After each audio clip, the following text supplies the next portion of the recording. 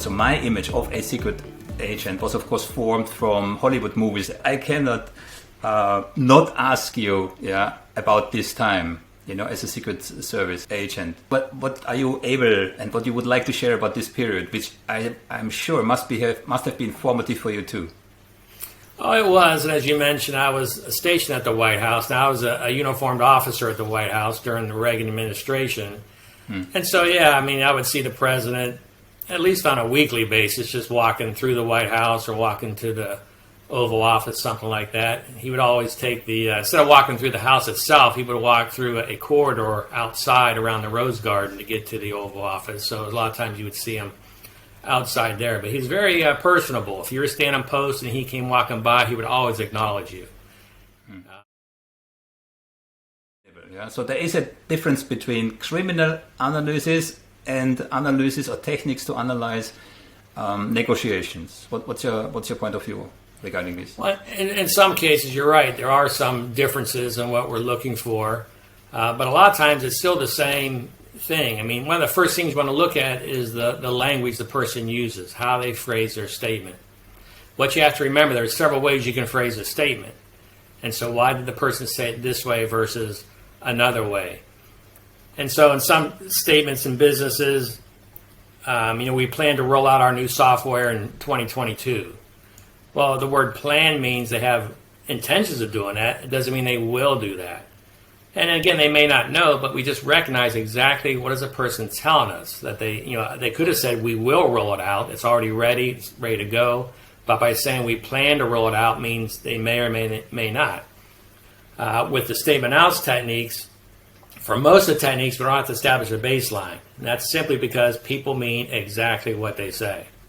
And so we're not looking to see, are they consistent in their language? Most of the time it has nothing to do with it. It's just, what are you telling me based on how you phrase your statement? And then there are certain key words and phrases I also tell people to listen for, which can show us that a person is being deceptive, or as you mentioned, text bridges showing us they're skipping over something in their statement. Would you say most investigators rely on nonverbal or on verbal deception cues? Most probably still rely on nonverbal because everybody gets a lot of training in that. Now, the verbal techniques, statement analysis, and there are several other programs out there that people are teaching since the early 2000s are out there. And so now more law enforcement is being trained in verbal detection, in linguistic analysis. And so it is, more people are using it, but the prominent thing that's probably out there is the nonverbs. It's been around for a lot longer. What was the aha moment? Yeah, what led you in direction of verbal is probably better than nonverbal? What was that moment? Well, when I went to the training academy, they asked me what I wanted to teach, and I said, well, I like to teach future investigations and operational planning, but they also asked me, will you teach interviewing techniques? And I always thought when I was out in the field conducting interviews, I could tell if somebody's lying to me or not, but wasn't absolutely certain. So I said, yes, I'd like to teach that. So in preparation to train our students, they sent me to a variety of classes on linguistic analysis.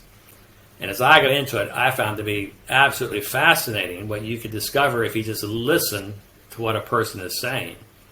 Too often we want to interpret what somebody has said. We hear one thing and we interpret. You should never interpret when you're analyzing a statement because people mean exactly what they say. And one of the examples I give is the riddle, there were two frogs sitting on a log, one decided to jump off. How many frogs are left sitting on the log? Well, the answer is two because the frog didn't jump. It just said one frog, decided to jump off. But that didn't say it did jump off. But a lot of people hear that and they visualize two frogs sitting there, one taking a plunge. That's not what was said. And so when we analyze a statement, we do not interpret. People very often believe they have full control or they are largely in control over what they are saying. What's your take on this? Yeah, people do think that. But what I found is that people will phrase their statement based on all their knowledge, which means their statement may contain information they did not intend to share. If they know they committed a certain crime or if they know they're lying, that will affect how they phrase their statement without them realizing it. And that's what I tell people. You can consult an attorney, you can talk to them, but just give me a statement and I'll tell you if that person's being truthful or deceptive, because people's words, will betray them, and people just don't realize that.